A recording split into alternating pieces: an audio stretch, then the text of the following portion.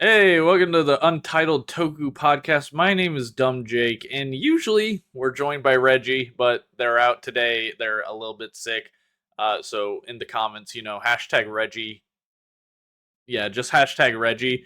But since Reggie is gone, that means it's boys' night because it's only Aiden with Woo! me.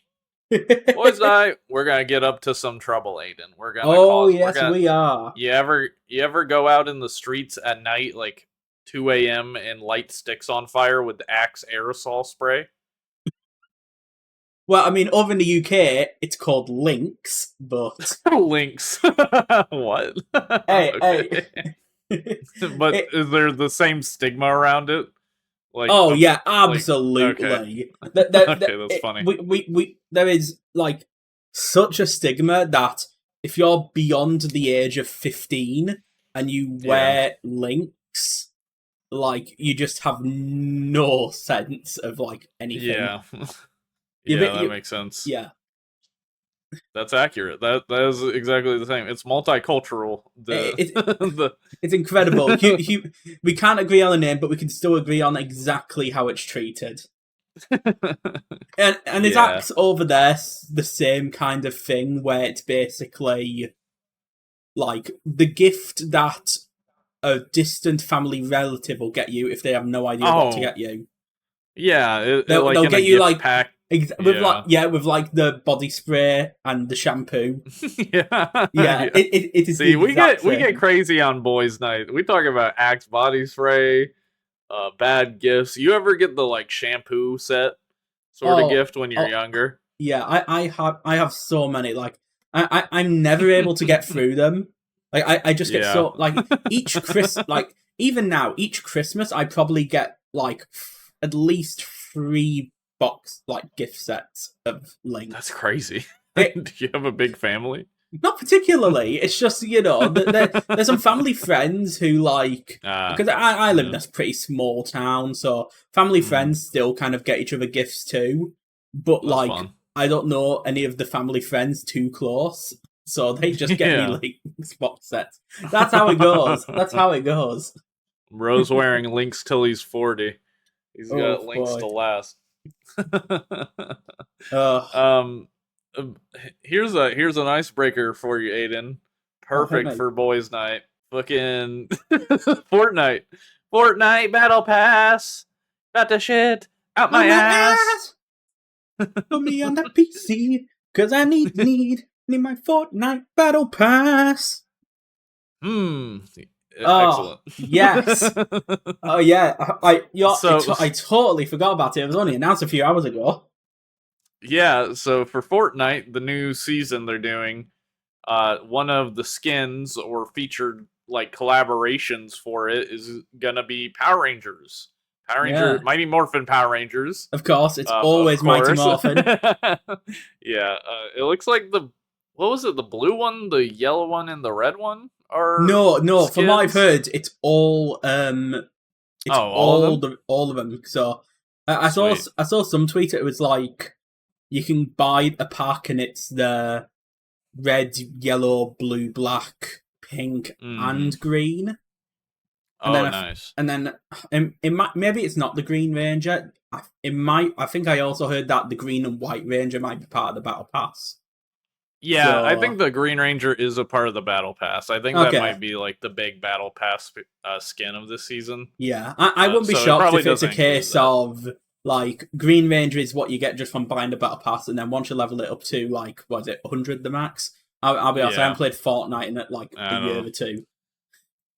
I've played it recently and I still don't remember how it works. But yeah, you might get the white skin as like the Battle Pass Yeah, earning it sort of thing. like the max level rewards. Yeah. Yeah, I sorry. Um. There was a time where I actually like bought a battle pass because I don't usually like when I played Well, Fortnite for what's wrong with fun. buying a Battle Pass? You know, sometimes you need a Battle Pass. It's just like in my Sometimes mind, Godzilla's in the game and you need the battle pass, Aiden. Sometimes Godzilla's in the game. like I okay, didn't I get Peter Griffin. sometimes I just cannot justify spending the price of an entire like cool indie game on a battle pass that I need to sink 50 Ah, hours into to get all the money worth out of. Doctor, he's based. He's saying all the based opinions. He's correct. He's 100% Yeah. correct. Don't buy the Battle God damn Pass, it. kids. Buy Hollow Knight or something on Steam. But the Battle Pass has the Green Ranger. Oh, and it does look like the Megazord is going to be a part of the game, probably in the same way that like Godzilla was. Maybe as like an enemy to fight, or maybe you can control it or something. Yeah, Um, I imagine that'll but be what it is. yeah, it does seem like the Megazord is in the game. So the coolest thing about all this to me, cooler than them being in the game, to be honest, is that they made like a whole trailer with Oh live yeah. action footage of the suits jumping around Oh and yeah, it was fighting and fantastic. using Gatling guns, and they even had suit actors for the bug monsters, like just really good stuff. I was really impressed with this. It was like a genuine tokusatsu fight scene with the Peely and the bear. The Peely costume's awesome. Yeah, it's shocking how much work they put into it. Yeah. Like, Yeah, I wonder. I I kind of wonder who was like the expect, director. I kind of expect stuff like that from Japan, but Yeah. not really from the rest of the world. Oh, This that's is the it. Not coolest from like America. Power Ranger thing in like so many years. Oh yeah. I mean, if only it wasn't just Mighty Morphin. That's all I can say. Yeah, you can it's just headcanon the Jew Ranger. You know, it's Yeah, true. If only Zyuranger isn't supposedly like one of the most like boring story-wise season. really that's Apparently so. hilarious. Apparently it's kind of boring. Or maybe it's just counterculture. Like everyone loves MMPR, so the Super Sentai fans they got shit on Q Ranger uh, because they don't even want to look at it anymore. yeah, honestly, That's my honestly, damn yeah, I would not be conspiracy shocked theory. there. I mean, I'll still give Zyuranger credit. You know, they introduced like the main formula of like a sixth ranger. Like before that, we had Mm-hmm. some, but they weren't. Uh, But it was never like a trend until Zyuranger did it, and then and then it mm-hmm. happened in almost every Sentai afterwards. um. But yeah, Yeah, but it is insane that Power Rangers is coming to Fortnite, considering the franchise feels nearly dead. yeah, this is like the most life it has had, and I'm saying this full well knowing there's a new toy line. Mm-hmm. There's a Netflix fucking AI upscaled bullshit on Mm-hmm. Netflix. Speak your I'm word. saying this full well knowing about these. This is the most life the franchise has gotten in years. Like Oh yeah. and I know it's MMPR. I get it. I know Power Rangers is not just MMPR. I understand the struggle. I'm a Transformers fan. I know about your franchise being attached to the first thing it did forever and ever. I understand that. But the trailer they did was so fucking cool. It was like, damn, this makes me like Power Rangers more. A whole lot more.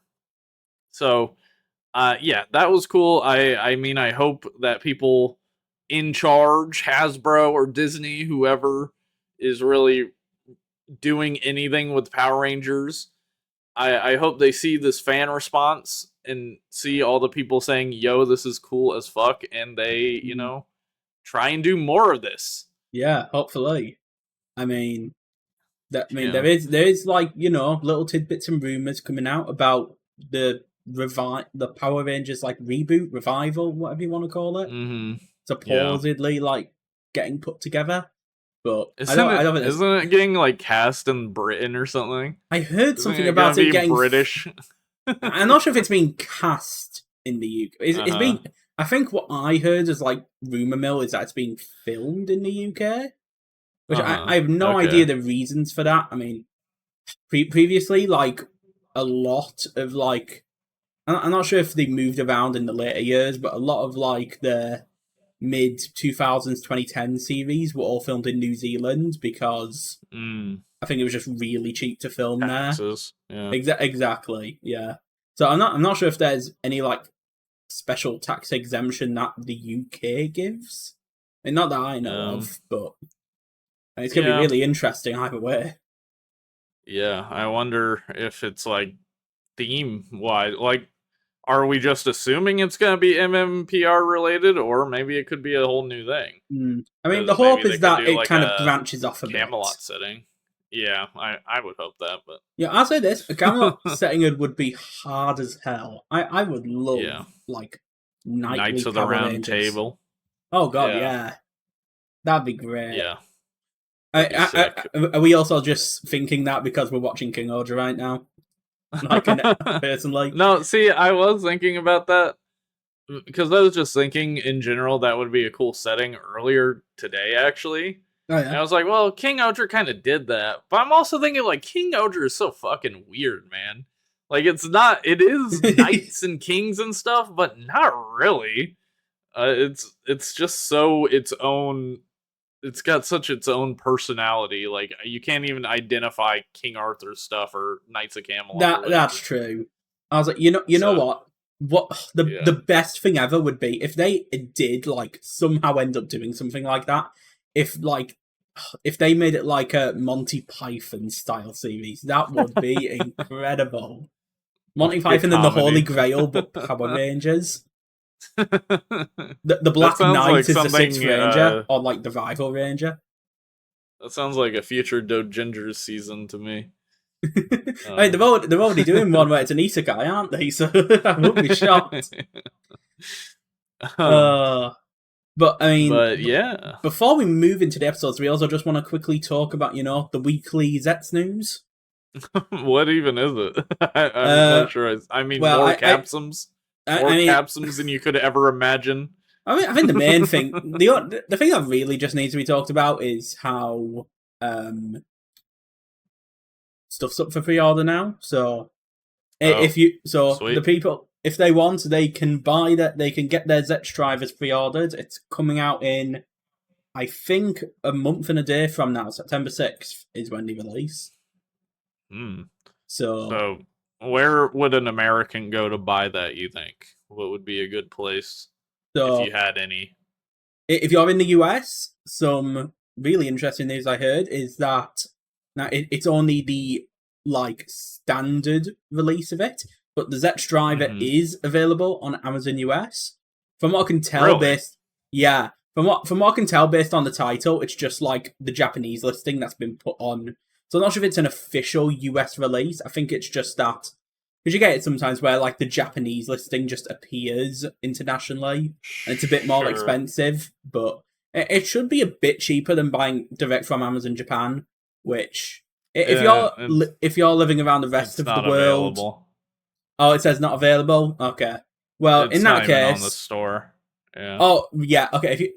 What it is, I think because it's using auto translation, you got to type in Zets without the second Z, so ZETZ, and then it'll pop up. Okay, let's see if that works. ZETZ.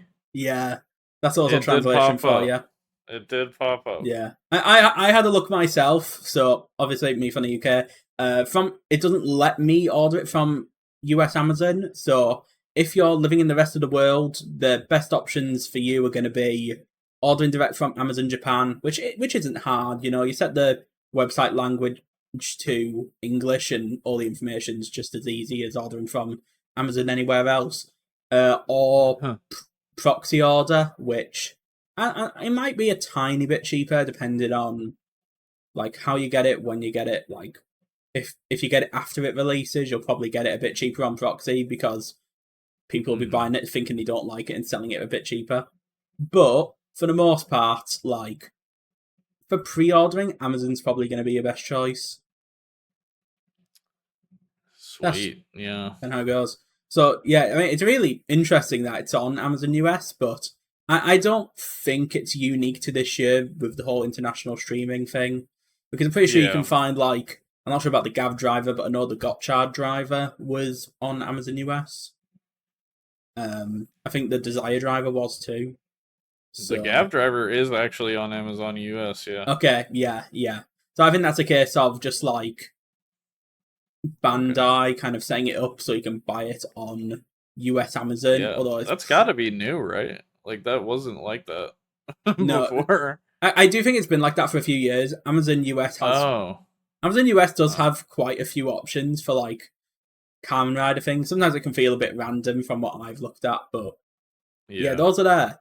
So if you're looking to buy a Zets Okay. driver, if you're from the US, check out Amazon.com. If you're in the rest of the world, Amazon.jp is going to be your best bet. So yeah, that's coming out in, like I said, about a month's time. It's going to come with, depending on, well, the standard version is going to come with the driver and the Physicam Impact capsum. There's also going to be Yeah. like a slightly more expensive version, which comes with all 4 of the base.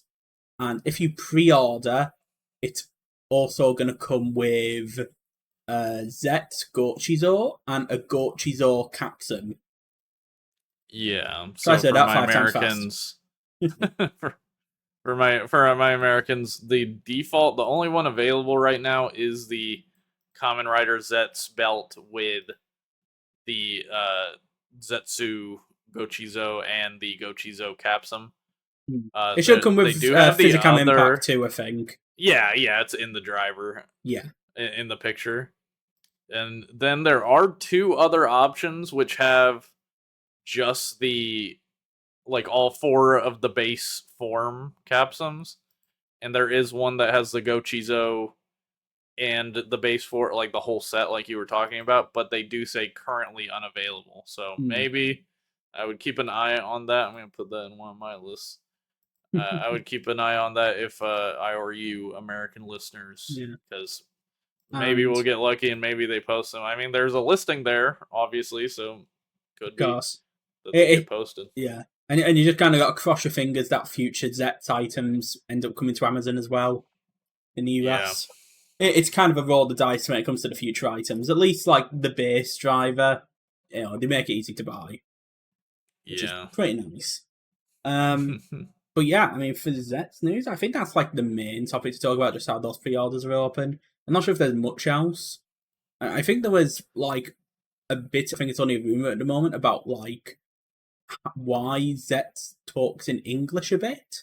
Apparently he's going to talk in English a little bit in the show.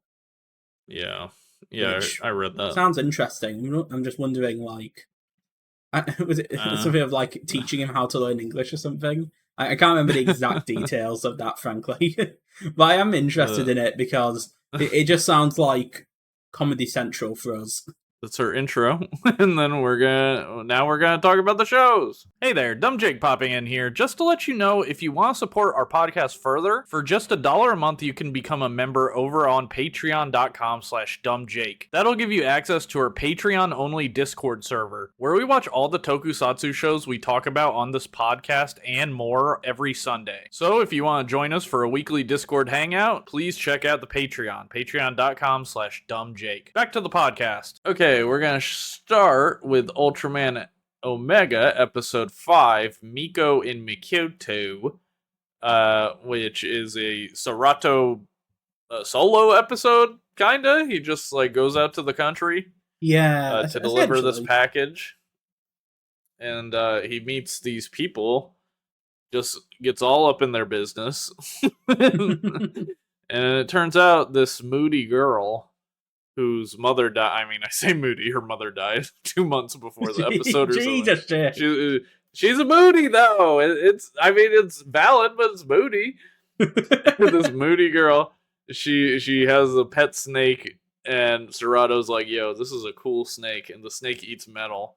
And they're both like, yo, this is cool. Until Aiden, the snake starts drinking her life energy.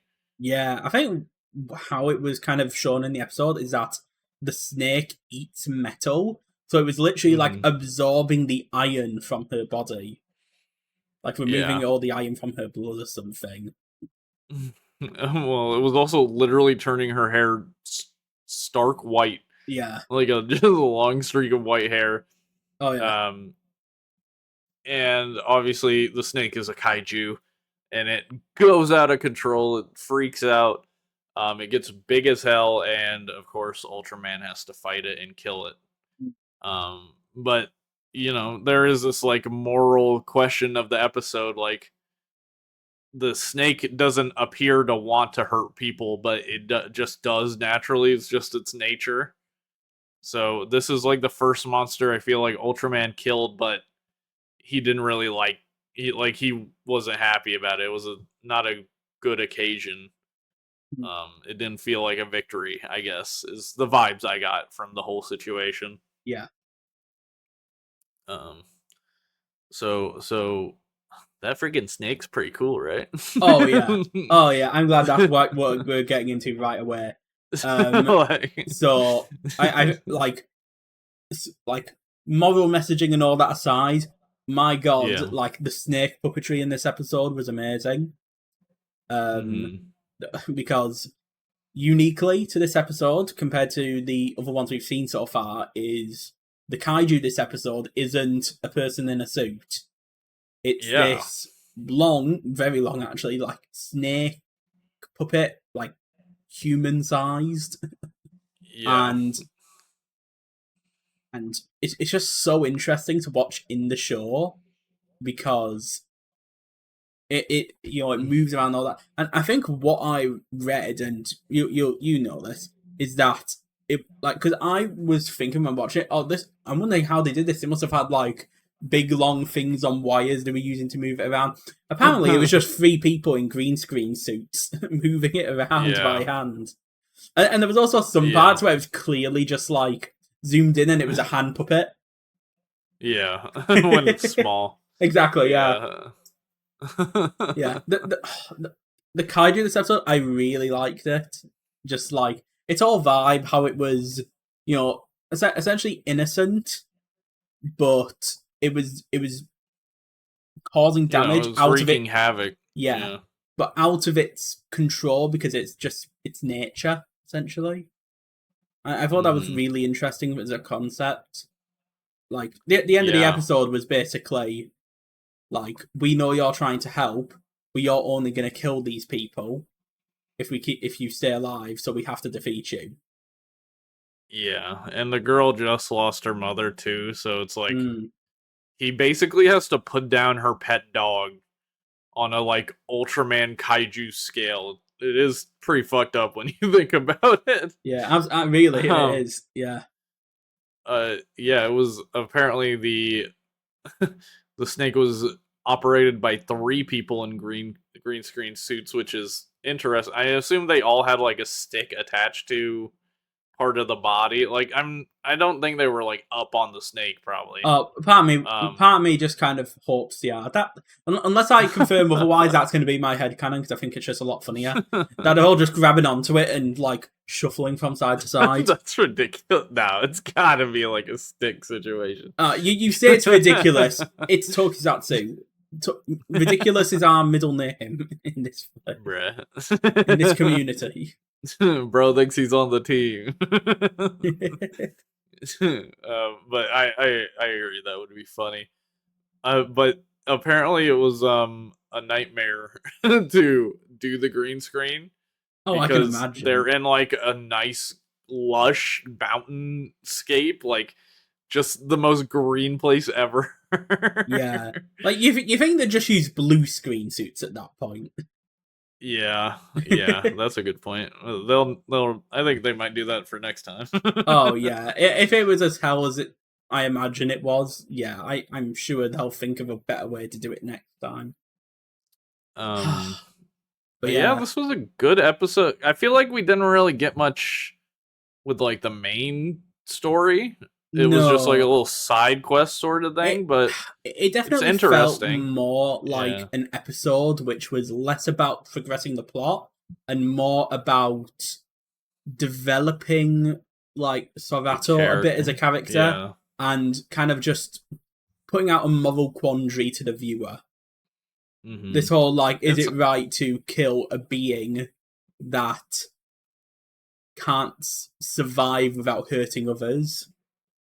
Yeah. Which it's also just like killing a beast that is not. I can't really tell because he's fighting it in the episode, right? Like it's fighting him. I can't tell if it's like just defending itself or if it's just like it would it go around and destroy stuff if it was left alone. That's the kind of what I don't understand. Yeah, I mean, my interpretation of that was when it was doing that, its eyes like turned red, like complete, like Yeah. not just the pupils, but like the entire eye turned red. Yeah. And that made me think maybe it's a case of its kaiju nature kind of breaking through. So it's a kind being that did genuinely make friends with kind of the female protagonist of the episode, Miko, but its nature as a kaiju is to be destructive.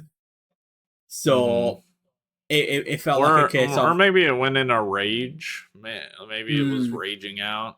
Potentially, yeah, because it is interesting, the idea that, and I'm not saying you're wrong, I just don't know if this is like 100% true, the idea that the kaiju just have to destroy, it's their nature to destroy. That might not be the case, but you also make a good you point. could be right, that could be the case. No, you make a good point.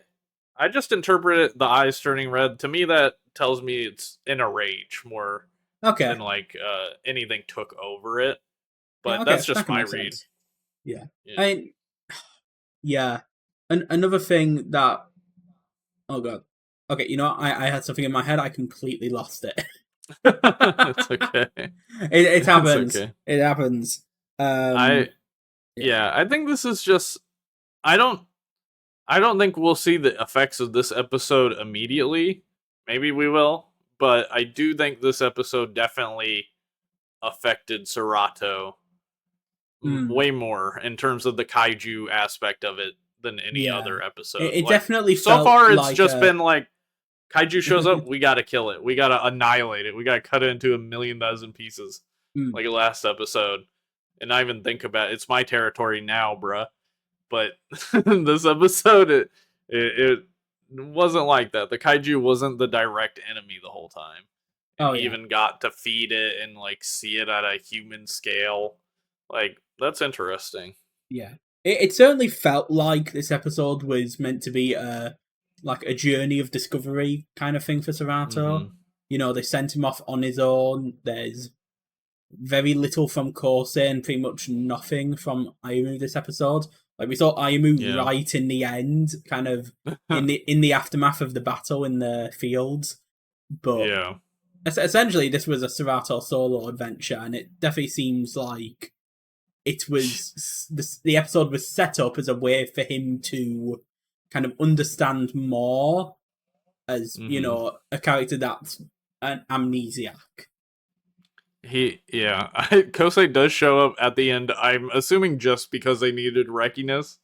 Yeah. Like, absolutely. That's absolutely why. Kosei was like, hold on, I'm going to come get you, and then sees the thing and deploys Rekiness.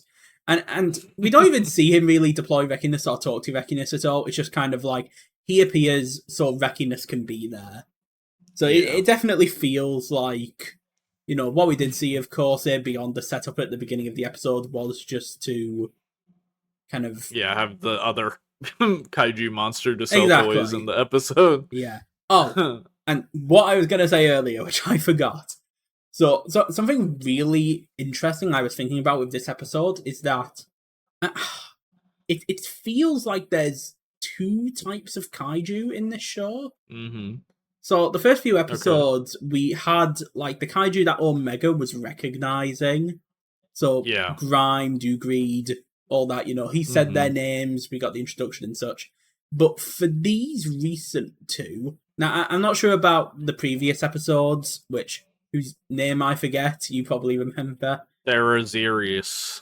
There you go. I knew you would. It's based on a Therizinosaurus. It's awesome, man. It's got long claws, but it's a herbivore.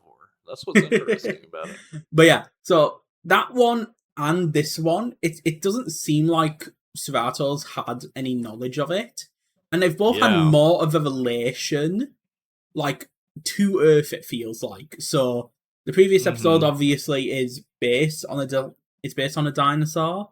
And this episode, Mikoto, is like, it's explained by Miko to be an ancient, like a forest spirit or something. Yeah, like a god dwelling on the land. Yeah. So it feels different to, you know, we were fighting in those first three episodes, which I assume to be like kaiju aliens, like from space, like Serato. So Uh-huh. obviously that's why he knows about them.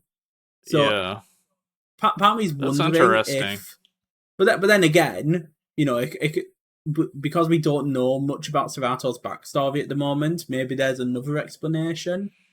It's really hard to tell at this Hmm. moment because, like, regarding Serato's backstory as Omega, we really don't know anything at the moment. All we've seen is that scene in the first episode with him fighting all those bugs on that planet before falling to Earth. Yeah. So I am Yeah, really I curious that's a about how good that's point. going to develop. I feel like you're picking up on something the writers are leaving on the table but Hmm. not saying yet. Because I agree that it definitely is weird that he's not recognizing them and they have like distinct Earth ties. Like especially the Therizirius is they just outright say that it's related to the Therizinosaurus, which Right. crazy, but but it is like totally Earth based. So that is a really good point. I feel like at some point in a future episode, Ayumu is going to point out these exact things you're talking about Yeah. to Kosei and Serato. I do hope so. Or if they are meant to be like all the same type of kaiju, I do hope we get a good Mm-hmm. explanation for it because that's not to say that there's nothing earthly about those first three. Yeah, Like there's like Earth. like One's a penguin. Like exactly what one's a penguin and the other Dugreed, my goat. frog. Um Yeah. with that being the episode we are introduced to Ayamu, she does kind of explain how it's acting like an animal from Earth, moving along with the Mm-hmm. water. So there is a True. bit of a thing there, but I'm not sure if that, like, in my head, it still feels like there's two types of kaiju. And I'm curious if Mm-hmm. that's on purpose or not. Yeah. Maybe they're just space kaiju that exist in space and like maybe there's more than one Dugrid, and he's encountered Dugrid in space somewhere. But maybe Dugrid in these other space. I ones, need that spin off right now. yeah, Dugrid in space, bro. But Oh, um, first Untitled Toku podcast T-shirt, Dugrid in space. Have you ever seen one of those like Leprechaun in space movies? Do you know that oh, horror series? I've heard of it. I have Yeah. not seen it. I am a hover noob. I haven't seen too much. Leprechaun goes back to the hood. Just terrible movie. No, if that's that could be entirely real, or you could be making that up. I would have no idea. With the Leprechaun movies, you just gotta assume it's real. Um, but he did go to space. Yeah, and that doesn't shock me. We did get like Jason in space, didn't we? Yeah, What? Jason What? X. Yeah, that's what it was called. Great movie. uh, but But here's something like not related to this episode, but still Ultraman related. I actually watched the first episode of Ultraman, the first Ultraman show, like the OG. oh, They uploaded it to YouTube recently. oh I don't wow, know if they're really? gonna Okay, upload that's something I need to get on too more. then. Yeah, they uploaded that and they uploaded Ultraman Orb episode 1 maybe? Maybe it was Yeah. Orb. I mean, Yeah. if you remember the name is Orb, I assume it's Orb. But Ultraman, the first one, I watched the first episode and it was pretty interesting. You know, I'm sure Ultraman heads kind of know the story, but it's just guy merges with Ultraman and he can turn into Ultraman now and fight kaiju. And the Yeah. first kaiju, I forget its name, but it is goofy looking. It looks like I elongated Godzilla. Oh yes, Um, okay, yes, I know exactly what you're talking about. So yeah. the monster in the first episode, if I can, Mm-hmm. Bemular, that's its Bemular, name. yeah. I'm wondering, is this the one? Because there is a monster. It might have actually been in Ultra Q. I'm not sure. So Ultraman, despite Yeah. it being called Ultraman, is not the first Ultraman series. the first Ultraman series, technically a year before, is Ultra Q, which I think more is Yeah, just that's why like I was watching. yeah, Yeah. and Ultra Q is just more about like just monsters. There's no Ultraman character, and then Ultraman itself was the Okay. second series. But I don't know. in one of those, I was thinking it was Ultraman episode 1. It might have been in Ultra Q. Or maybe it was a later episode of the original Ultraman. There's a monster which was literally just a retool of the original Godzilla suit. Say again what you said before, because I forgot what you just. So, okay. So what about the monster exactly? What about the monster? Disregarding the series or what? Yeah, so, okay, what I was saying was, in Ultraman, the original Ultraman, there was a monster which was basically a reused Godzilla suit. I thought that's what you were on about for a second. I don't think it is. I think that's a different suit. But there is one. Oh, actually, I have just found a bit of cool info. Apparently, Bemular's Raw in the episode was an altered version of Godzilla's. That makes sense. Yeah. Here we go. So the Godzilla suit used in Ultraman was called Gomez, and actually it says here it was the very first kaiju. Yeah, okay, in Ultra Q. So if you were to watch the first episode of Ultra Q, you'd see a suit that looks very familiar because it's basically the original Ultraman suit with a horn. That's essentially what it is.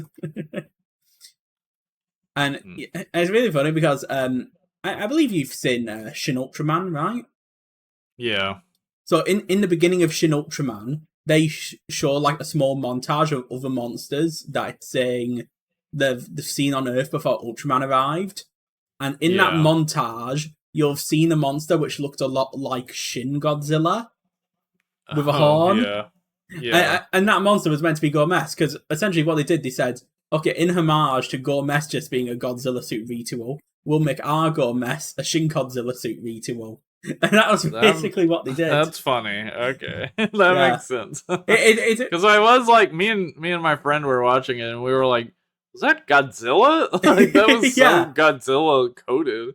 Yeah. Like when I first watched it, I thought the exact same thing because I wasn't aware of like Gomez as a monster. I eventually just found that out, just like on a Reddit post or something. But so you said Gomez is from Ultra Q. Ultra Q. It's. I imagine and they show that monster before Ultraman shows up in the movie. Yeah. So if you watch it, it's probably in like the first minute or two of Shin Ultraman. Because I think the very first thing they do in the movie is like show a montage of the other kaiju that have been appearing on Earth. Anyways. Yeah, but moral of the story, I watched freaking Ultraman episode 1 and it was freaking sweet. You've watched more original Ultraman than me now. So I'll need to catch up. You gotta watch it. They roll around in the water. Also, there are adverts in it, and I got jump scared by Ultraman Omega. Serato just appeared, and I was like, "What?" And I heard the slugger noise. That that one. Oh yeah. Yeah. I mean, if I watch it, I do have it on Blu-ray, so I'll probably just like throw the Blu-ray in, binge it. Nice. No, nice. You just have the whole original series. Yeah, I got a good deal on it a while back. And you haven't watched it. Typical Aiden. Shame Aiden in the comments. Hashtag Aiden, watch your damn shows. Yeah. Speaking of watching our damn shows, let's talk about No.1 Sentai Gozyuger episode 24. The thief causing a stir at the school. Indeed. Which is a good name for a title. Good name for a title. Awesome. Good name for an episode. In this episode, Sumino is in. I was about to say enrolled, but I mean they kind of were. Sumino and company go to the school because this kid tells them that she went to school for 6 months and didn't come home, and her parents didn't even notice. Which, by the way, crazy thing to just kind of drop nonchalantly. I mean, the kid's just like, I went to school, and then when I kind of came to myself and went home, I'd been gone for 6 months, and you see like the family, and they're just kind of sat there with like a very forced smile at a table. Like it's very like when people get Jokerized in Batman. Yeah, they got Jokerized, bro. Yeah, for 6 entire months. So obviously the Gozyugers go to that school where Lupin Ranger and Pat Ranger are in an endless duel, it seems.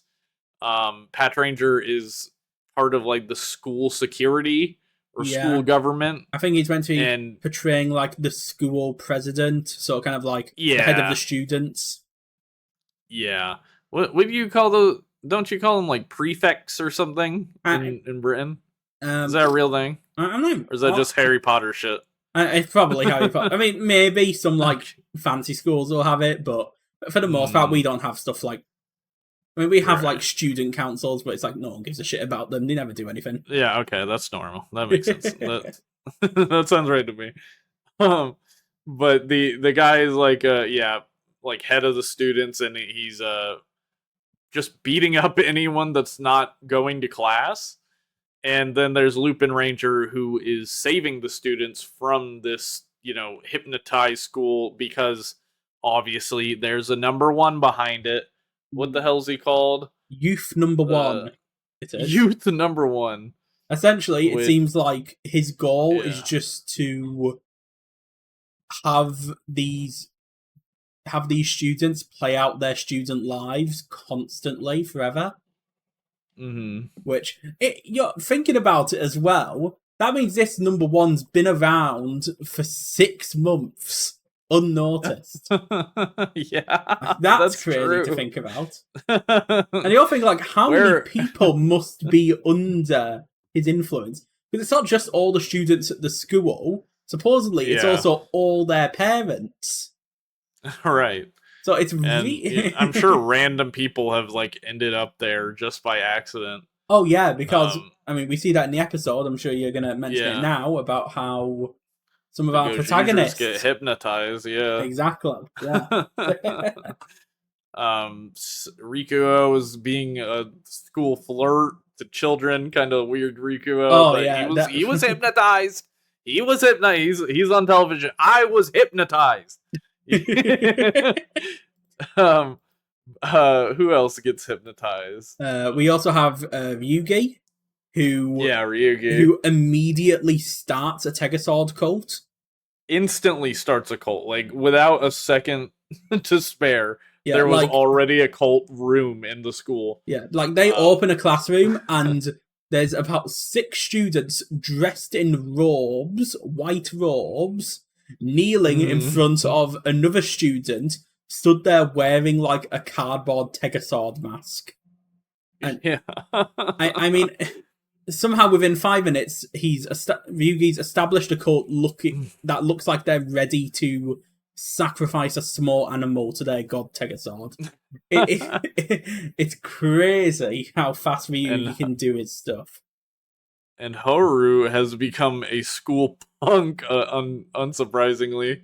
A school degenerate, just causing trouble, getting in fights with other students, but also deeply bonding with his teacher. It definitely feels like him. It definitely feels like he's using it. Well, obviously he's totally hypnotized, but it feels like he's living the teenage life he never got to live. Yeah, that's a good point. Like, he even says when they first show up, like, "Oh, this is what school is like." Oh yeah, because he literally didn't even. I mean, I'm sure he went to school a little bit, but he was probably really went young to when he got lost in preschool, Brighton. and that's probably it. Yeah. So yeah, that's a good point. I didn't even think about that. But yeah, I love the part where the punks come in and they start fighting, and the teacher breaks it up. And it's like a very and it's like a very. It suddenly turns into a very emotional moment. Yeah, like it feels like. It feels like an anime, but you've accidentally clicked on episode 8 instead of episode 1, and all the character development is happening and you just have no idea who the people are. That's kind of how it feels like. Amazingly done. It's it incredible. Reminded me of this movie I I don't even know what it's called, but I had to watch the movie a bunch of times in school because my teachers kept playing it. And it's this movie about this guy who takes over like a classroom full of punks and stuff and failing out students, and he's like able to break through to them and teach them like to so they can pass their SATs or whatever. And they all do so well that the school thinks they cheated somehow, and then they have to take the tests again. And that's like a is that the one with like Matthew Perry in it? maybe I really can't remember. I just remember the story. The story really inflected upon me, but I gotta be honest, I do terrible with faces. I know names, but not faces. I'm only guessing that because it appears on my TikTok so much. That movie? Yeah.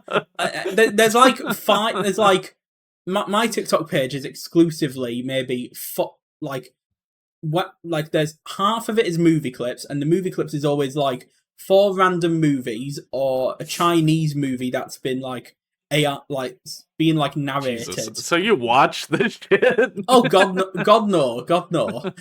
Well, what's it popping up so much? You gotta watch some of it. I be honest. Sometimes, yeah, a little. Okay, there we go. A little. But a little goes a long way in the algorithm. I'll tell you. Oh, on TikTok, absolutely. I cannot tell you.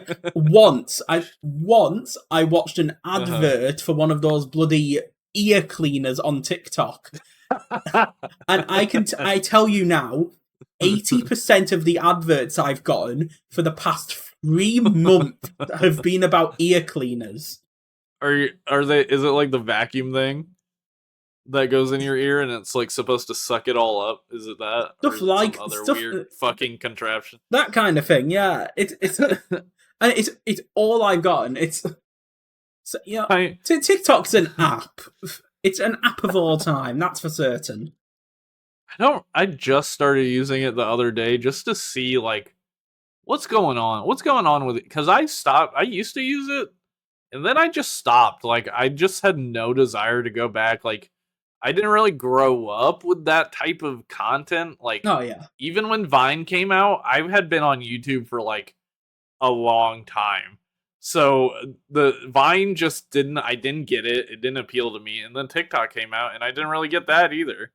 And I get it more now. I like it for the like funny clips. That's what I like. It's like people being funny and like almost like America's Funniest Home Videos, but it's just the TikTok scroll. That's what I'm looking for. But it's interesting because you're like getting ads for ear cleaners. Like I was getting ads for ear cleaners too, just on television, on infomercials. Like, oh boy. It's the same shit, bro. They just moved it to a different platform. The thing is, I didn't have to deal with those American style adverts until TikTok. Like, really? Yeah. Like in the UK, advertising is way different. Like Really? I've been to America a few times. It's crazy how you switch on the TV and you'll get like a minute-long advert, and like the entire last quarter of it is just saying like, "Don't use this if blah blah blah blah blah blah blah." You don't pharmaceutical, yeah, exactly. Like so many of the adverts are just pharmaceutical medicines you can buy, and you don't get any of that over here. Dude, I got a crazy one because I have HBO Max with ads, and the ad was just like a minute long, and it was like this tiny square. The commercial itself was in this tiny square, and then surrounded by it was all info about the medication, like all the problems and stuff. like it was, instead of saying it out loud, they just did a weird little commercial inside this giant box filled with info about how it can give you like pancreatitis and kill you if you have, you know, like all that. The person who edited that, they say. The person who edited that advert must have been one of those people who uploaded anime on YouTube back in the early 2000s. Just putting in a little corner and filling the rest of the screen with stuff no one wants to read. I had never seen anything like that. And I know, like what you're talking about, I know it's bad. Like the pharmaceutical ads are horrific. I watched several like funny shorts or like funny like comedy parodies of stuff like that. Oh yeah. Because it's so absurd. But this was like such a different level of like, what level of dystopian are we at now? That you think this is a good advertisement for somebody. Right. I don't even understand pharmaceutical advertisements. I don't understand who's watching television and they get one of those and they're like, I need to buy that. No. Pharmaceuticals are not, it's not easy to get. Most Americans probably are not going to the doctor that much. So, Yeah, that's true. That's true. Anyways, but where were we? We the were. only two that were not hypnotized were That's it. Kinjiro and Sumino, expert detective and her sidekick Grandkin. And and they have to snap out snap all the other gozyugers out of it, and eventually we meet our villain of the episode, who is youth number 1, which his design is definitely interesting. Yeah, I don't understand a lot of it myself. Well, I think a bunch of it is like the guitar. I would think you learn guitar in school. I mean, I learned guitar in school. It could be like a music club kind of thing. His chest is like made up of uniforms. Yeah, there's still a bunch I don't understand, and partially it is like a weird like play on words. His name and his design. It's like it has to do with sea pigs, I guess. Yeah, whatever a sea pig is. Right, I totally forgot about the explanation. I think it's kind of relating to that thing that came out a while ago about how, because these number ones are generated by AI. I mean, in universe, like Tegajune is an AI. Yes. So all the number ones are meant to be like, a part of their design is meant to be like an AI misunderstanding an element of something. So I think what we were explained was that the Japanese word for youth sounds very similar to the Japanese word for sea pigs or whatever it is. Yeah, youth in Japanese is seishun, and then sea pig is seijun. Yeah, okay, that would explain it, yeah. So yeah, it's just a weird play on words sort of thing that Americans would never understand naturally, which is okay. It's not made for us, but it was pretty fun trying to even figure out what was going on there. Because we were just looking at the design thinking, like, what's this weird, like, pink thing draped over his head? I mean, it's like a cycloptic eye, and nothing about the face indicates young to me. Yeah, like, the body was not so bad to understand. You got the guitar arm, and then the chest kind of had, like, a male and female uniform, and then a crosswalk on the top. Yeah, that's understandable. We just couldn't for the life of us figure out what the blob on its head was meant to be. But there's also this other plot going on, because we talked about Pet Ranger, which is like the school security guard, or he's on the government or whatever it was. And then Lupin Ranger is actually the old principal of the school. Yeah, that's gone undercover as the janitor, or he was hypnotized and then he realized he was hypnotized and stopped being, but he's been pretending to be hypnotized, sort of thing. Yeah, that's how it feels. And he's Lupin Ranger, and obviously these guys are from the series Lupin Ranger v Pat Ranger, which is a pretty strange Super Sentai where the team is like split up into good guys and bad guys, cops and robbers. It's definitely a season I really want to watch, especially after this. I love Lupin Ranger's outfit. He's really cool looking. Absolutely. Lupin Ranger. Pat Ranger dude does look like a dork. Yeah. Yeah, while we were watching this, I was explaining how, like, I've really wanted to watch Lupin Ranger versus Pat Ranger 2. I started a few episodes of it a while back, but I watch it and it's like, half the episodes, like, you'll get Lupin Ranger stuff, half the episode is Pat Ranger stuff, and every time the Pat Rangers appear, I'm like, go back to the Lupin Rangers. Bruh. because the Pat Ranger uniforms, they're like, oh, that's not, like, compared to the Lupin Rangers. Yeah. We were talking about, because I think Prismatica was like, the Pat Ranger costume isn't bad, and I agree, it's not that bad, but just compare next to Lupin Ranger. Oh, absolutely. It's so much worse. Yeah. Lupin Ranger is so sick. I love his cape, and but yeah, the principal is secretly Lupin Ranger, and he's been freeing the kids from school. And I think at the end of the episode, I think Patch Ranger is not hypnotized anymore because they defeat Youth Number 1.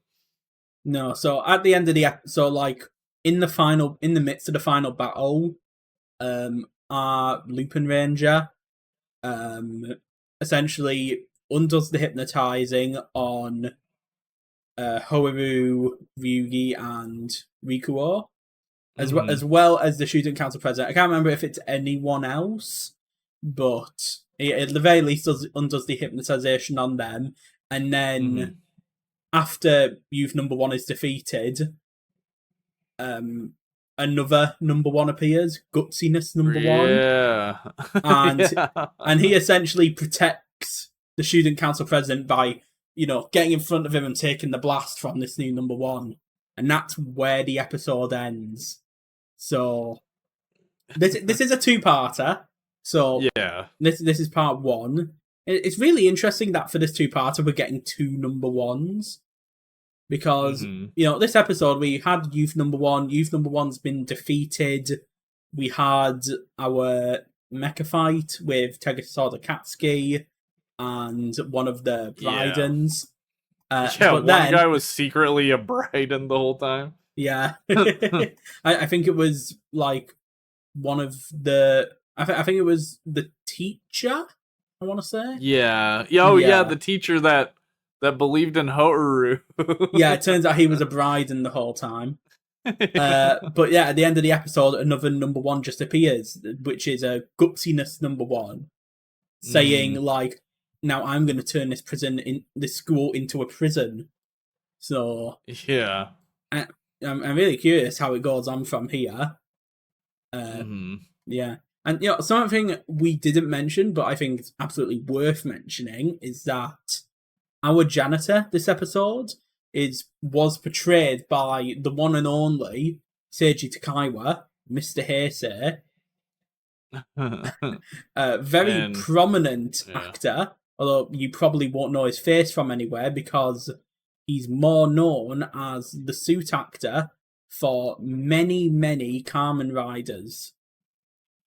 So, this guy has essentially a legendary status as one of the, like, how to just say it, the most proficient suit actors in Kamen Rider. I'm not sure if he's done much Sentai, but I know for Kamen Rider, I think he portrayed almost every primary rider in the Heisei era. Fun fact, you can go on Google to type in Mr. Heisei and you'll get him. Yeah, he's been a suit actor in a shitload of Sentai series. Oh, has he? Yeah. So, there you go. Also appearing as Kamen Riders in Sentai stuff as well. But yeah, that was cool. I like that. The last week's Ultraman episode had an old freaking actor as well. So I like when they do previous actor. I'm not shocked that it's happening more for Gozyuger, obviously, because it's an anniversary series. I am curious how we'll see it in the future. Like, what other characters are going to pop up, I know a lot of the Universe Warriors have been from previous series. I mean, the one, obviously, that always comes to mind is Episode 1, Universe King Oja, was the previous season's Red Ranger from Boom Boomja. So... a lot of that's been going crazy. It was crazy when I watched that because I watched No.1 Sentai Gozyuger is the first Super Sentai I've ever watched. I mean, not counting, I guess if you don't count Power Rangers, it's for sure the first one I've ever watched. So I had no context of anything. So him turning into that, Kuwagata Oger, I was like, yo, that's cool. He looks cool. And then I found out, he's from a whole other series. There's 50 of these motherfuckers. Right, yeah, because I assume you didn't kind of have the background knowledge that this was an anniversary series. People said it, but I didn't understand what it meant. Oh, yeah. I literally started watching when episode 1 came out.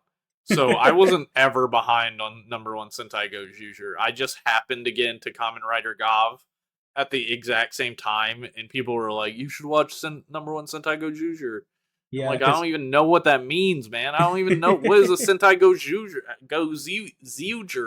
I would say it with the Z. So yeah, it's funny to think all the way back to episode 1. yeah. But shit, that moment was hype as hell then when I had no idea what was happening, and it was hype as hell now, Oh, even I more can only now that I know imagine. Kuwagata Oger. Yeah, I am curious when that actor's gonna come back because, as far as I I know, the really want actor. him to. Because, as far as I know, right now the actor's playing another role in. I think it's Eh, like a police show.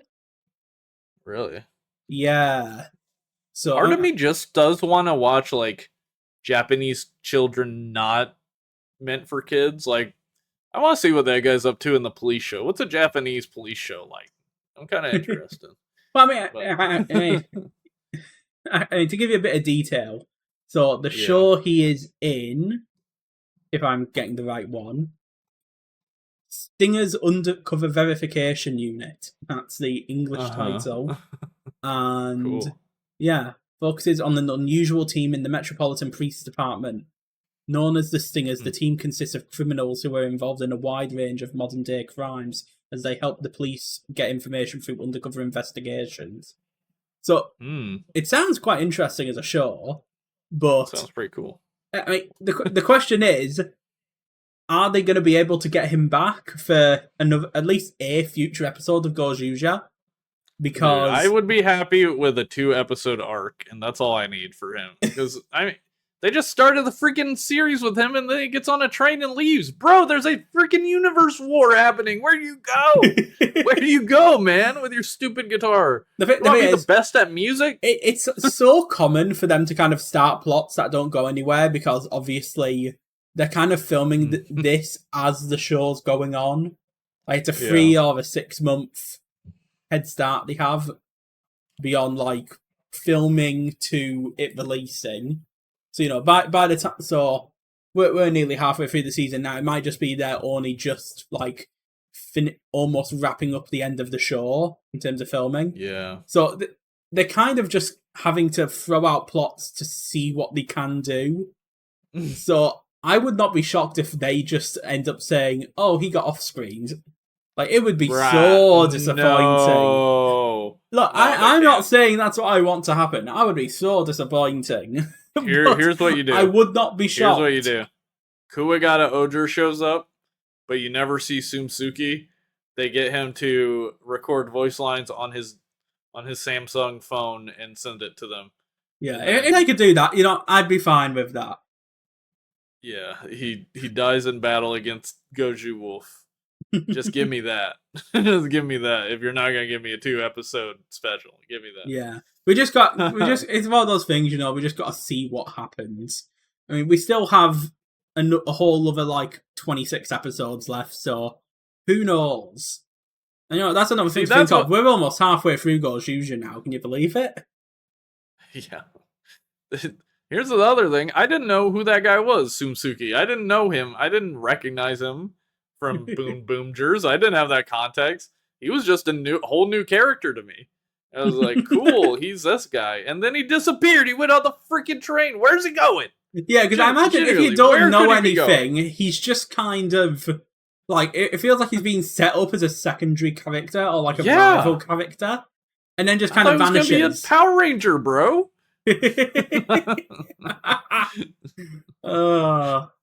Yeah, it's fucked up. But we should talk about Kamen Rider Gavv episode indeed 46. Shoma's determination. Shoma tries to kill the president of the Granite world.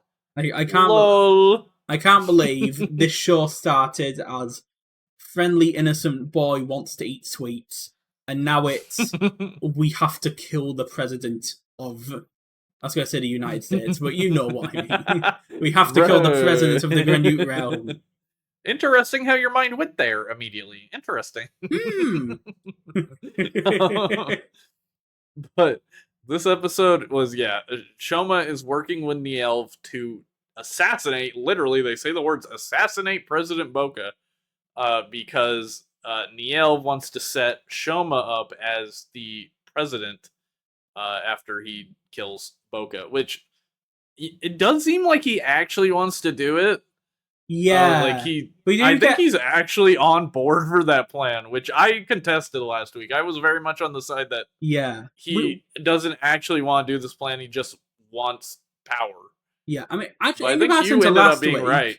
Now, here's the thing. I'm agreeing with you a bit more last week now after this Really? episode. Yeah, because mainly because from one line, because during this episode we do see a bit of NYELV's backstory. So we get a particular scene where it's NYELV as a kid being lambasted by his grandfather.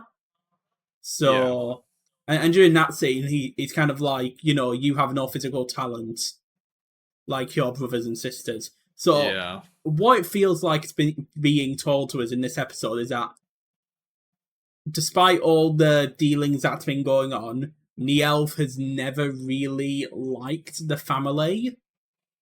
Yeah. And and here's where I'm a bit more hesitant on what his motives are.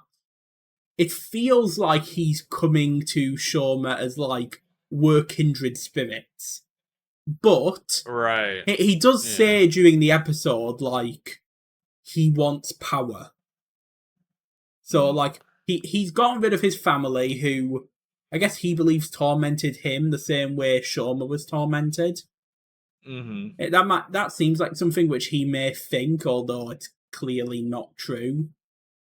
Can I just say, we saw a child version of NYELV, and we're definitely going to see him die next episode. Oh, absolutely. Yeah. They're a little bit predictable, man. We saw Glota's childhood like 2 episodes before she died, too. I don't think it'll be exactly next episode, but I think within the next 2 episodes, NYELV's are gonna. Yeah. That's interesting. I think he's more on the side of was actually trying to make Shoma president, because he was just talking to himself about it. Okay, what are you arguing? I'm arguing not that he wants to make Shoma president, but that he just wants the power. And it could be that, like, we can see in this episode, and how even Lango says it, that NYELV is manipulating Shoma to do this. So what's to say that after they kill Boca, he doesn't continue manipulating Shoma as the president? Essentially he'll be a shadow president. Yeah, that's a good point, like a puppet. Exactly. Yeah. And it could also be a good position for, the dark tree industry to continue behind the scenes. Well, I wouldn't be surprised is that they can't make them anymore. Right, but I wouldn't be surprised if, NYELV just kind of winds down the industry to a point where it's, behind the scenes. And because Shoma will be busy being the president, NYELV will be able to sneak out, start getting a few workers to essentially turn dark treats into a black market. It's a feeling, because obviously none of this is going to happen. Because what did happen in the episode is the plan to assassinate the president didn't work. Turns out it's a little bit difficult to assassinate a president.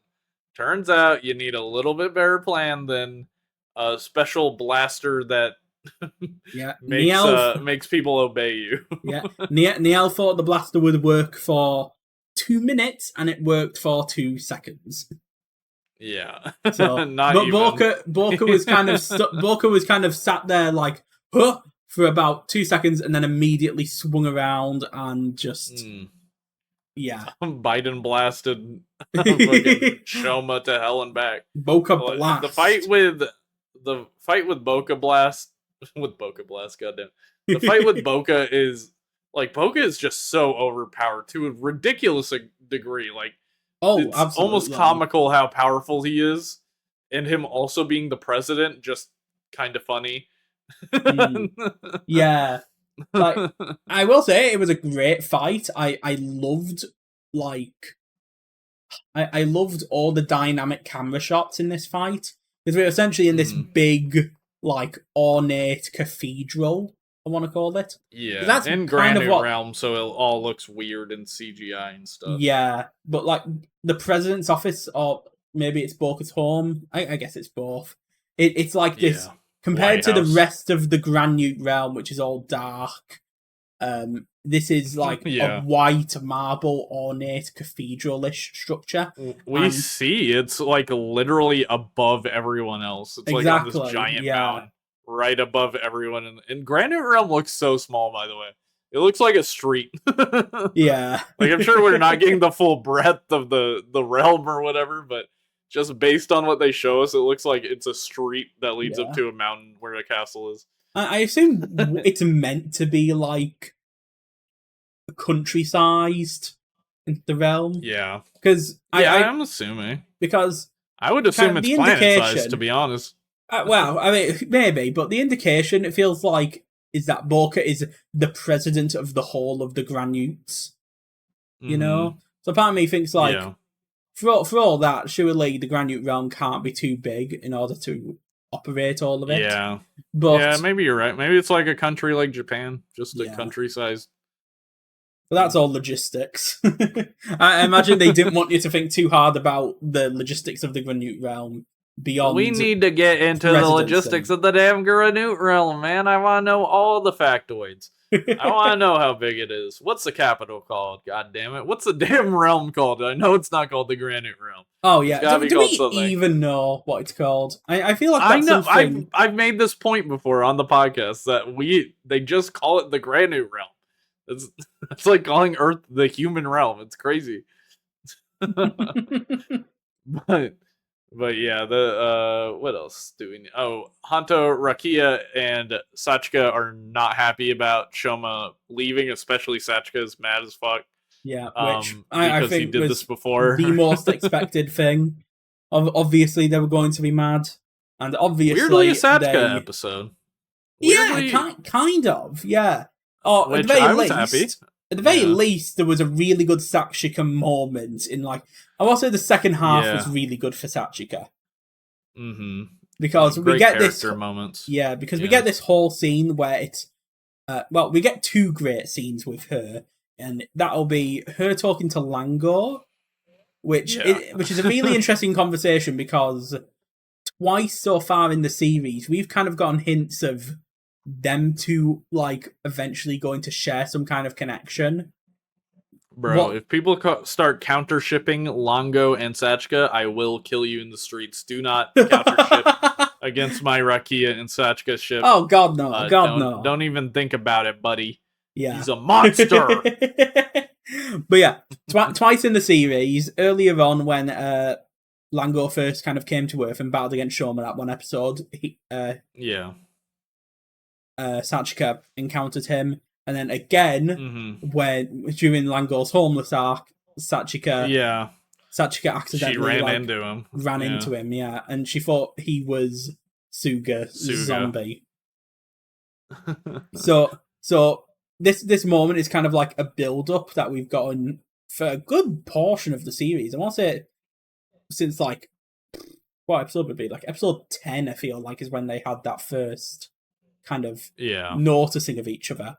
So, and that whole build-up's kind of led to this scene, which is essentially Sachika speaking learning what's to Lango, CEO to CEO, essentially saying, you run your business like making all your employees unhappy, but they should be your biggest focus, or your employees and your customers.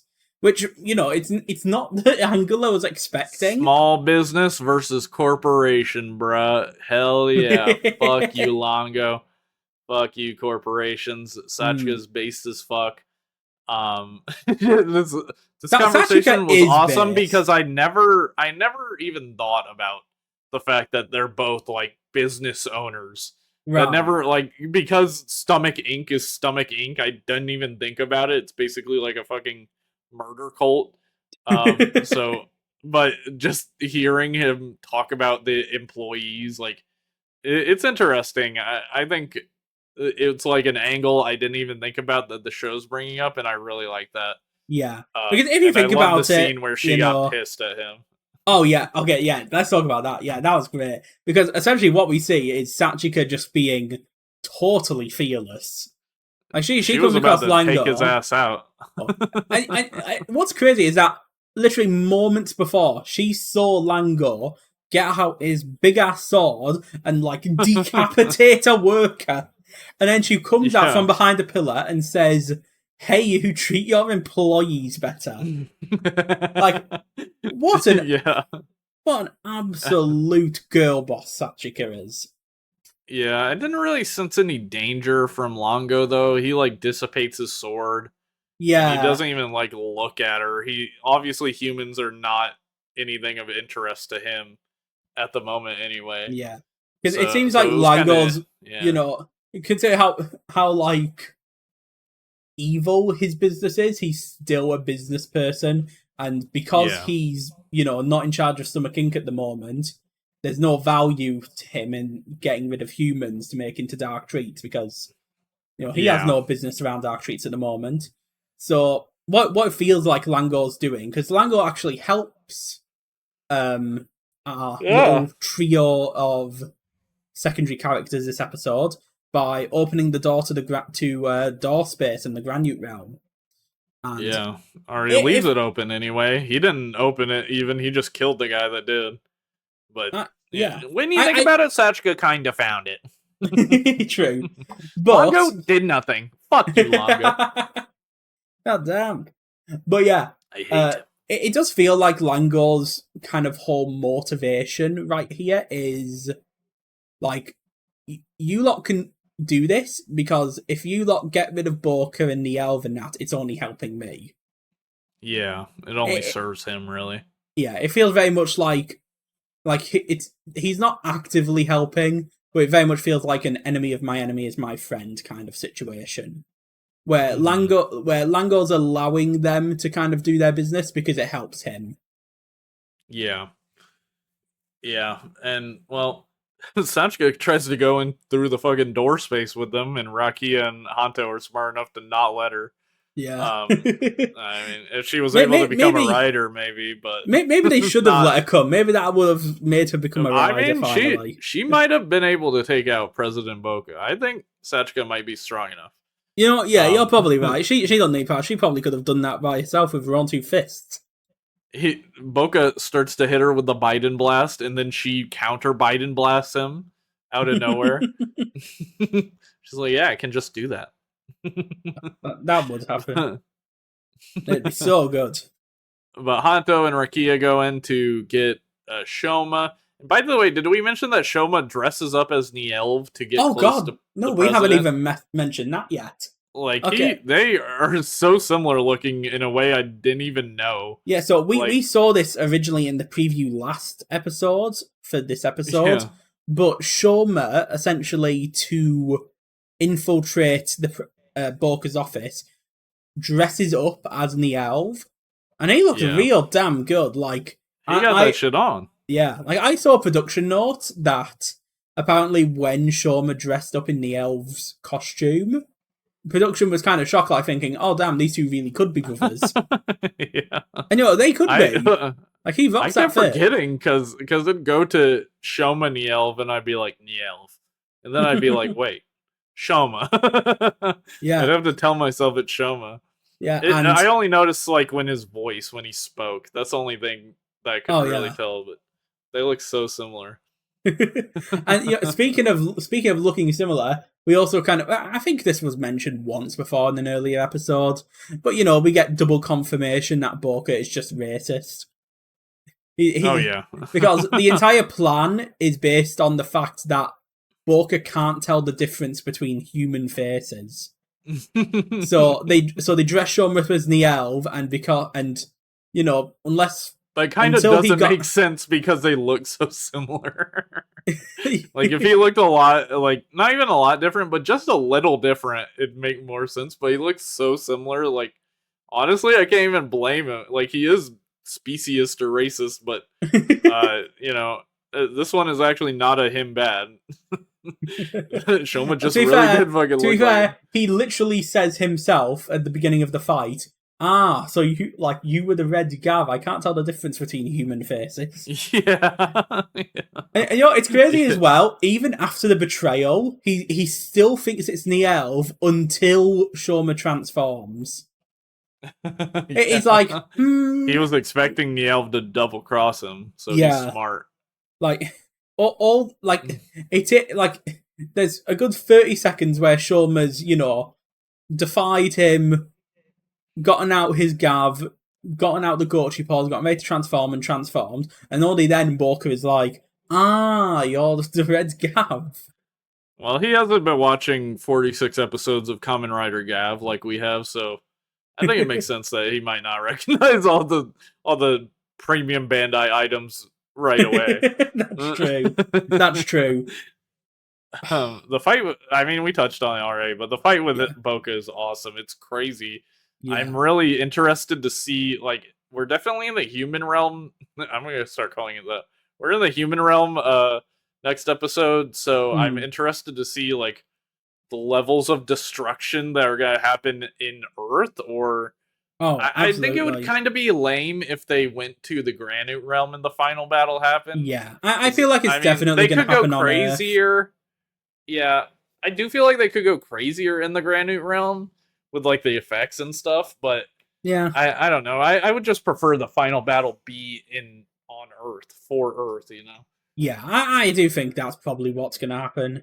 What would be really cool if at least part of the final battle was in the door space. Because I Yeah. can imagine that part of the finale, like, unless Shoma is able to make amends between Granute and human society, I wouldn't be surprised if the finale includes the destruction of the door space and cuts off humans and Granutes Yeah. forever. And part of me wonders from that, like, wouldn't it be great if we got a part of the final fight where they fall into door space and are just, like, literally destroying it as they're fighting? That'd be cool. So they'll like fall through one door, fight as they're falling, and then fall through another back into the human realm. I think that'd be I such a cool scene, but that's I my kind like of doubt it. creative I scene. feel like I feel like the door space was just like a convenient plot thing for them, and they just like started paying attention to the actual storytelling abilities Yeah, of that. no, Because yeah, I mean, I think you're right. the last time they were using doors or whatever was like mid-season when Rakia became a hero. So it's been a minute. Like they just, I mean, maybe if the show was like an American show where it happened season two, they might do some more door space shit. But Right. I don't know. I don't know. I don't think we're getting more door space lore or any cool stuff besides Yeah, maybe destroying it. yeah, Which I I can see I do that. feel like Shoma would want to like repair grand new inhuman relations, that the type of character he is, Hmm. but I think it might just be easier as a show to just destroy it. Here's a question, Jake. Let's say Yeah. in the final episode, the door space is going to be destroyed. Do you think Uh huh. Shoma would choose, like, of his own free will, to stay on Earth or to go to the Granute realm to maybe like try to fix it? Well, Because, we already know he would stay on Earth. well, Like that that's what that the end of the episode kind of confirms. Like he doesn't want to leave Earth. He loves it there. Uh, that's true, but I wouldn't be like I could still see an ending where Granute Society is left without a leader, without this company that's almost holding it together, and Shoma decides like not because he feels he needs to, but because he wants to help more people to go to the Granute realm and kind of help it there. Like that wouldn't shock me at all. mm, yeah, that's a. I agree. And if he was written that way, I wouldn't be like mad. But I do feel like that's almost an idealistic way of thinking of his character. And what Mm, this episode shows us is that even though he like tries to be the hero that saved everyone, truly in his heart of hearts, all he wanted to do was be on Earth with his friends. He didn't want to be okay. trapped there. Yeah, you know what I mean? Like I feel like if you're writing like the best guy ever that never makes mistakes and is truly a hero to his core, that's the Shoma that saves Granite Realm. But I think Yeah. the real human character of Shoma is that he would stay on Earth with his friends because I don't think he can really be happy without it anymore. Yeah, that's a pretty solid thinking there. I am really curious to see how the show's going to end. Don't we all? But yeah, I am really curious to see how it's going to end. 4 episodes left. Oh boy. I hope they are able to keep like these emotional moments going throughout the end. Like, because the stuff with Sachika was really strong for me this episode. And I think the strongest part of this show has been like not the fights, which are strong as fuck. The fights, the monster designs, the suit designs, it's all strong. It's like godlike. But then the story just like ropes you in, and it just like it's so good. It's so like watching these characters talk makes me as happy as watching them fight monsters, and that's pretty impressive, I think. Oh yeah, absolutely. But we should oh, go ahead, sorry. Yeah, I was gonna say, I mean, talk about wanting more emotion in these final episodes. I mean, based on what I've seen from other Rider shows, I can almost guarantee that's going to happen. I think the closer we get to the end, crying in the club. Maybe, who knows? I do know there's some Kamen Rider endings which are like pretty sad, you know. So who knows how it's going to end? There's still, you know, a good hour and 20 minutes of Gavv left in these next 4 episodes. So who knows? Oh Lord, what they can do with an hour and 24 minutes. Yeah. And we'll find out. Indeed we will. But for now, we should move on to the outro of the show. Indeed. All right, let's get to it. All right, this is the end of the show, but as always, we have another segment where we ask, is this Toku? And this week, I got a question, Aiden. I got a question for you. Oh boy. Okay. Is Superman 2025 Toku? Because you saw it, right? Yeah, okay. Yeah, I have seen Superman. Yeah. So it's a few weeks ago. Now let me state my arguments. Okay. People in brightly colored suits. Some of the brightest colored suits I've ever seen. We got Ultraman. We got fucking Ultraman in here, bro. It's Ultraman is in it. Yeah, how is it not Tokusatsu? It's not That's my question. Ultraman, but go ahead. He's my Ultraman. Okay, also let's not spoil anything because the movie is still fairly new, so we're not gonna spoil any Superman. Yeah, let's be vague. Let's be vague. I'm fine with that. Yeah. So, like trailer stuff, I guess. I will say the vibes of the movie very Toku. Like the vibes of the movie being all bright about, you know, being positive, saving everyone. Superman is a goddamn Toku protagonist, bro. He believes in following your dreams and truth and justice. You know what? If Superman was Japanese, he would be a Toku protagonist. Yeah, he'd be fucking Ultraman. Honestly, I'm shocked there's not a story about that. I know there's pretty much one for Batman. Batman Ninja's essentially Tokusatsu. Yeah, I've never watched that. I know there's one Superman thing where I've heard of it. It's like 3D animated, right? Yeah. I know there's one Superman thing where he ends up in Russia and ends up as like a communist or whatever, or a Soviet Union communist. Is it something like Red Sun? Red Sun, yeah. Yeah. That's crazy. But I don't know if there's anywhere he lands in Japan. That would be fun. I think it would be fun to see like different Superman based on where he lands for a ton of different countries. But you know what? Okay, I'm going to ask this now to our fans of the show. If anyone here has any writing knowledge, I am begging you, write some kind of like fanfic where it's Superman lands in Japan, gets inspired by Kamen Rider and Super Sentai, and becomes a masked superhero. Fuck, that would be sick as fuck. Why don't you write that, bastard? What are you doing? Write it yourself. I would if I could. My ability, words on a page, man. If I write any like extended thing, I completely lose all like I start not making sense. He's an ideas guy. Exactly. I'm an ideas guy, not a doer guy. Well, that's a pretty good idea, so I'll give you that much. And you know what? But another point to Superman 2025 being Toku, because I'm going to say this now. I agree with you. This movie is so Toku coded. Another point to it. He literally fights a kaiju in the movie. The goddamn kaiju! That was gonna be my next point. The damn kaiju is freaking... and yeah, he fights a freaking kaiju. And they literally call it a kaiju. They use the Japanese word. They could have easily just called it a monster or a giant monster. But they call it a kaiju, which is awesome. Nah, well, to be fair, everyone knows kaiju thanks to Pacific Rim. Pacific Rim really changed the game for Americans in hailing monster media. Is that going to be next? A couple words. Is that going to be next week? Is Pacific Rim Toku? God damn it! It totally is. Oh, but I need to rewatch it for that. Maybe I'll watch the second one too. Dude, Superman was so good. I don't know if I said this on the podcast last week, but I saw Superman and I saw Fantastic Four, and I really like both of them. But I think I gotta give it to Superman, and I am such a Marvel head. Like, I've been watching MCU since day one, since Iron Man came out. I was in the fucking theaters watching that shit. Oh boy, so do you want me to make you feel old again?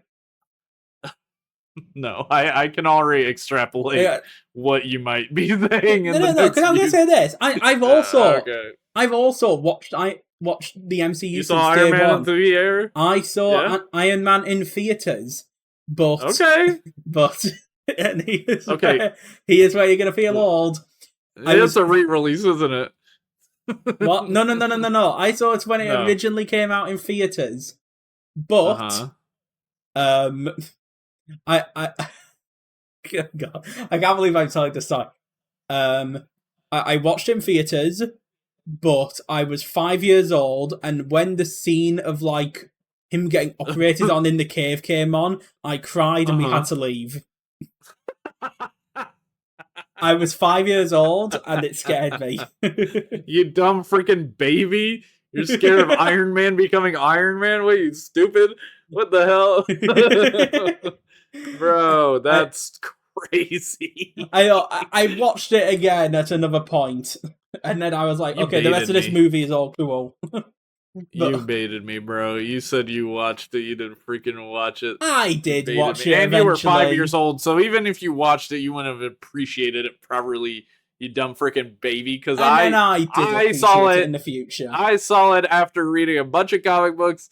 I was like 10 or something, 10 or 11, and I was like experiencing true joy in that moment that Iron Man came on.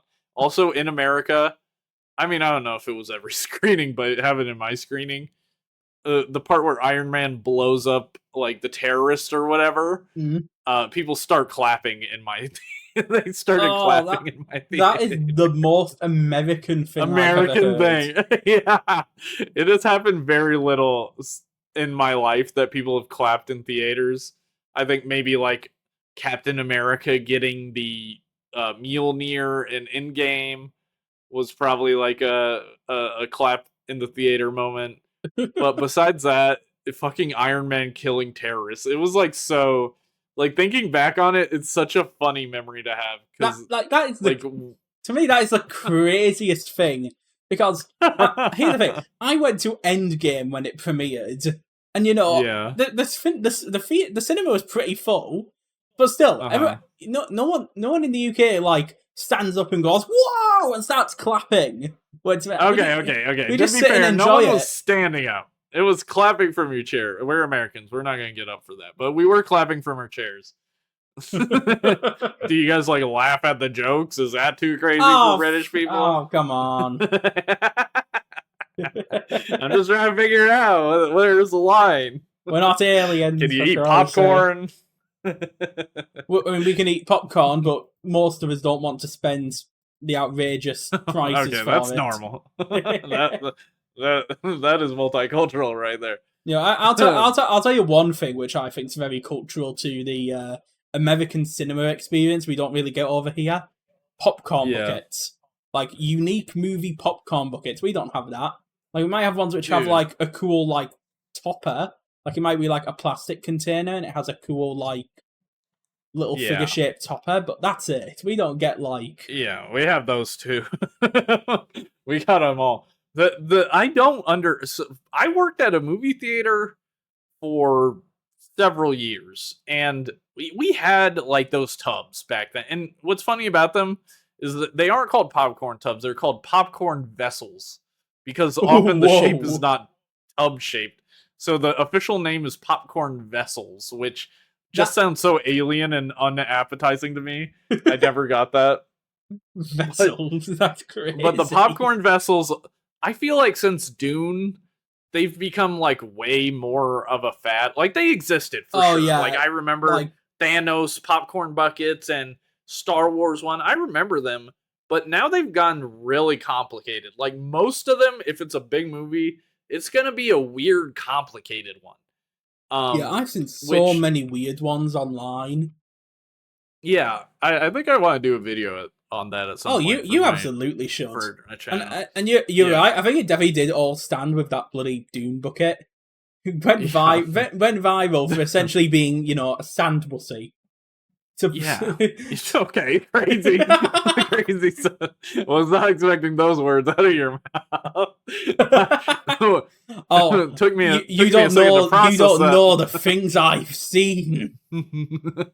Like, yeah, the sand wussy was freaking viral, and then they fucking these dumbass movie theaters think that like if they just keep doing it, it'll hit again. And I've not seen anything reach anywhere near that virality. They tried to do it with the Galactus head. It's like the biggest popcorn vessel in the freaking world, and it's Godzilla's or Galactus's head, and nobody cared. Literally, nobody gave a frick, bro. Yeah. So it's just Uh, weird. Oftentimes, though, those popcorn buckets they end up being like cool, like just knickknacks or I will accessories say to they have. are very Yeah, cool looking. Like, oh, you know yeah. what? You Like know what? Did they you did see the yeah. one for the Gav Summer movie? No, oh, the Gochizo one. Yeah, it was Yeah, I just an saw that. I want oversized that. popcorn goat cheeso you could open up and put your Yeah, popcorn in. I think that's awesome. Like, I want to see if I can find a way to get that, but I've no idea if like popcorn buckets sell for as much over there as they do in the US. Because dude, I know over in the US these limited edition popcorn buckets, like people who buy them will try to sell them for way too much, and it just drives the price up. bro, they're insane. Nobody's buying these shits. Like, It doesn't mean they're no, not going like for insane prices though. I always see this like shelves full. I don't know who is buying these. Like, I have a friend who's bought some, and I'm like, okay, I guess I know who's buying them. Yeah. But like, I will say uh, probably the one yeah, cool thing about working in a movie theater nowadays is I assume if there's plenty that didn't sell, you could just probably just ask to take one. yeah, that would happen a lot. But we wouldn't like we could have them if we wanted. Like some cases, movies did so bad, and we ordered so much like merch and shit that they Uh, would give us the cups like to drink our drinks during our work shift on, and like we could throw away like almost as disposable cups for like oh, movies that tanked really hard. oh, I gotta Um, ask now. What kind of movies were yeah, those? Movies I which they can't thought there was remember, a lot man. of hype behind it, and it wasn't. I'd have to look at like a list of movies from 2017 and 2018 to know Okay. because I can't remember off the dome, but there were definitely some, and sometimes it was like the case of these cups sold pretty well, but Cinemark ordered so many that there was like they over ordered essentially. So we'd use Right. them as like disposable cups if it was really bad, but normally if we had too many, we would just upgrade customers for free. So instead of Oh, getting, okay. if they bought a large cup, we would just use that cup for the large cup. And if they Okay. bought a large That popcorn, makes we'd sense. use a popcorn vessel. It'd have to be like a more generic popcorn bucket. Like, do you know the ones that just have like pictures on the sides, but they're made out of plastic so they last Yeah. longer? Yeah. Or like metal sort of one. We would use those for large popcorn buckets. Ah, okay. That makes sense. Yeah, so it was the popcorn bucket thing is super interesting to me. now. Did Superman have any like interesting popcorn bucket? I didn't see any super interesting ones. The I, Fantastic Four had the Fantastic Car, which I'm you can searching it actually use with now. action figures, so that's You know pretty cool.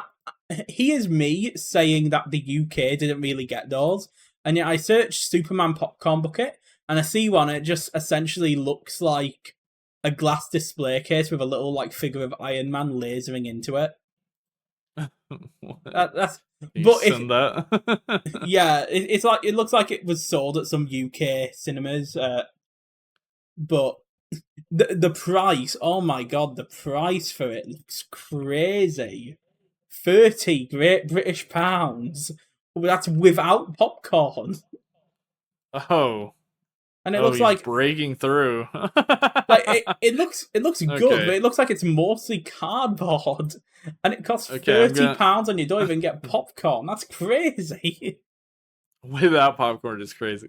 For listeners, just in case his description didn't make sense, because it didn't make sense to me. I did not understand what you meant at first. Oh, It go is ahead. like it's like the machine that pops the popcorn, the big square machine with the bucket in the center. And then on the side, Superman is shooting through it with his laser eyes and like cracking the glass as if he's heating up the bucket so the popcorn is popping into your popcorn vessel. If that Yeah. makes any sense. Like This it's a is cool crazy to look at idea. because I use these machines a lot when I work. Like like they are a fucking nightmare. Yeah, I'll say it's a cool design, but I got it in dollars now because I know most of our viewers will be American. $40 for that 40 bruh. $40 without popcorn. I think it's probably made out of plastic. I don't think it's cardboard. The Mm, popcorn on the bottom is maybe. crazy. It's just like a sticker of popcorn on the bottom. Yeah. Dude, which I mean I guess they're trying to imply like no matter if there's actually popcorn in there, he's like cooking the popcorn. But Oh yeah. this is a crazy design. It's too much, man. These popcorn buckets are too much, and I'm putting my Yeah. foot down. I'm putting a stop to all this. Yeah. If you got this But I far, say yeah. hashtag stop the popcorn. Hashtag stop the popcorn. Yeah, we should wrap up the podcast. My name's Indeed. Dumb Jake. I'm Dumb Jake on most things, or Dumb Jake World. And I'm joined not by Reggie this week, but their at is centipededotgov, and they make cool art. So you should check them out. Even though they're not there, my voice cracked. Even though even Oh though my god, they aren't here. where's your um, professionalism? and then I'm also joined by the always professional sand wussy enjoyer, Oh Aiden. god, please, no. God, you You said it. You brought it on yourself, buddy. you can find me on Twitter, Aiden Stash. You know, link will be left Yeah. below. Give it a check out. Aiden's underscore stash. That you know, Bro. thank you for the You're correction, screwing up Jay. your at. Yeah. And there you'll just mainly find me talking, you know, sharing a bit of talking news, giving my opinions. Nothing much. It's a very chill account. Yeah. And thanks for watching. Please like and subscribe. Patreon.com/dumbjake to join our Discord server and watch Tokusatsu with us every freaking week, dude. And yeah, that's it. Bye. Bye bye.